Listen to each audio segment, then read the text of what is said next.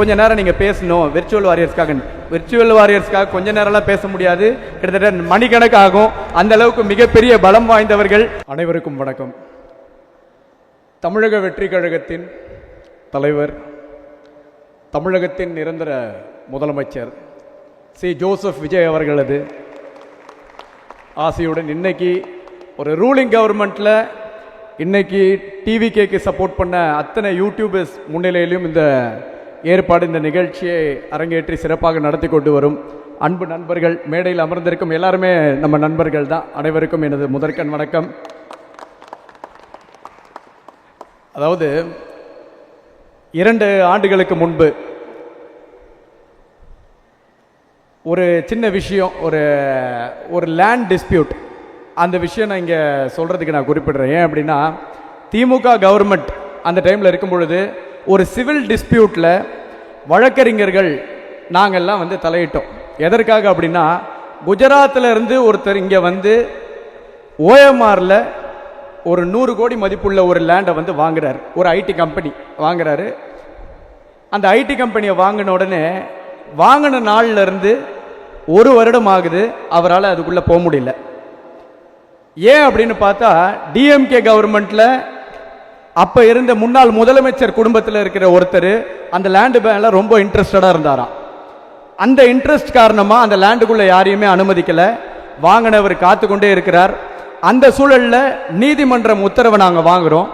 நீதிமன்றம் உத்தரவு வாங்கி அந்த லேண்டுக்குள்ள நாங்கள் போகும் பொழுது பவுன்சர்ஸ், ரவுடிஸை வச்சு அவங்க வந்து எங்களை மறைக்கிறாங்க, வரக்கூடாதுன்னு. என்னை மறைச்சு நிறுத்தின உடனடியாக நான் என்னுடைய பாரில் இருக்க எல்லாருமே இன்ஃபார்ம் பண்ணுறேன். பாரில் இருக்கிற எல்லா மெம்பர்ஸும் வராங்க. ஒரு 150 அட்வொகேட் நாங்கள் உள்ளே போகிறோம். அப்போ என்னை தடுத்து நிறுத்தினோடனே, அட்வொகேட்ஸை பற்றி உங்கள் எல்லாருக்கும் தெரியும், லா is the most powerful weapon. அதில் எங்ககிட்ட ஒரு ஆர்டர் காப்பி இருக்குது. அந்த ஆர்டர் காப்பியை பேஸ் பண்ணி நாங்கள் பிரேக் பண்ணி உள்ளே போய் அத்தனை பேரையும் அங்கேருந்து வெளியேற்றுறோம். காவல்துறையினர் வராங்க. காவல்துறையினர் வரும்பொழுது எங்களுக்கு ஆதரவு தெரிவிப்பாங்க, கோர்ட் ஆர்டர் இருக்கு அப்படின்னு. நாங்கள் ரொம்ப ஆவலோட, சரி பரவாயில்ல, போலீஸ் கடைசி நிமிஷத்துலயாவது சினிமாவில் வர மாதிரி வந்துட்டாங்களே நம்பி இருந்தா 150 அட்வொகேட் மேல எஃப்ஐஆர் போடுறாங்க. அதில் 50 அட்வொகேட் வீடை வந்து உடைச்சி உள்ள போறாங்க. 150 அட்வொகேட் தலைமுறைவாகிற அளவுக்கு நடவடிக்கை எடுக்கிறாங்க. இங்க இருக்கிற தாம்பரம் கமிஷனரேட்ல, அந்த தாம்பரம் கமிஷனரேட்ல தான் இன்னைக்கு இங்க ஒரு நிகழ்ச்சி நடக்குது. நான் இங்க வந்திருக்கிறேன். அன்றைக்கு அந்த வழக்கறிஞர்களுக்கு மிகவும் ஆதரவாக இருந்து, தமிழக வெற்றி கழகம் உங்களோட இருக்கும், நாங்க உங்களுக்கு சப்போர்ட் பண்றோம், நீங்க வாங்க, எங்க கிட்ட விர்ச்சுவல் வாரியர்ஸ்னு ஒருத்தங்க இருக்கிறாங்க, அந்த விர்ச்சுவல் வாரியர்ஸ் மூலமா எந்த நியூஸ் சேனல்லையும் வராத இந்த சம்பவத்தை நாங்க வெளியில கொண்டு வரோம், நாங்க உங்களுக்கு சப்போர்ட் பண்றோம்னு அன்னைக்கு இந்த கட்சி மூலமா அவ்வளோ ஒரு ஈர்ப்படைஞ்சு அந்த விர்ச்சுவல் வாரியர்ஸோட சப்போர்ட்டோட உயர்நீதிமன்றத்தில் மிகப்பெரிய ஆர்ப்பாட்டத்தை நடத்தி அந்த எஃப்ஐஆர் 150 அட்வொகேட்ஸ் மேல போட்ட எஃப்ஐஆர் எஃப்ஐடி பண்றாங்க. அதாவது ஃபர்தர் ஆக்ஷன் டிராப். எனக்கு தெரிஞ்சு ஹிஸ்டரியிலேயே 150 வக்கீல் மேல எஃப்ஐஆர் போட்டு 50 அட்வொகேட் வீடை உடைச்சி உள்ள போய் இவ்வளவு பெரிய சம்பவத்தை பண்ணிட்டு கடைசியில் அப்படி ஒரு சம்பவமே நடக்காத மாதிரி ஆக்ஷன் டிராப் பண்ண ஒரு கேஸ் அந்த கேஸா தான் இருக்கும்.